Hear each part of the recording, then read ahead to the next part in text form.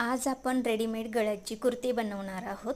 तर याप्रमाणे 2 फोल्ड करून घ्यायचे आणि फोल्ड हे व्यवस्थित करून घ्यायचे आहे, कारण तो गळा असतो आणि तो पहिला कट झालेला असतो, त्याच्यामुळे व्यवस्थित। त्यानंतर आपण शोल्डर घेऊया। शोल्डर घेतले आहे मी 4 इंच। 36ची चेस्ट आहे, त्याच्यामुळे मी 4 इंच घेतले आहे। तुम्ही 3.5 घेऊ शकता कमी असेल तर। त्याप्रमाणे मुंडा खोली घेऊया आपण। मुंडा खोली घेतली आहे मी 7 इंच। त्याच्यानंतर मी चेस्टचं माप टाकते आहे। चेस्ट घेतली आहे 11 इंच। त्यानंतर पूर्ण उंची घेऊया आपण। पूर्ण उंची घेतली आहे 41। कमर उंची घेतली आहे मी 14 इंच। त्याच्यानंतर आपण कट घेऊया। कट घेतले आहे मी 22 इंच।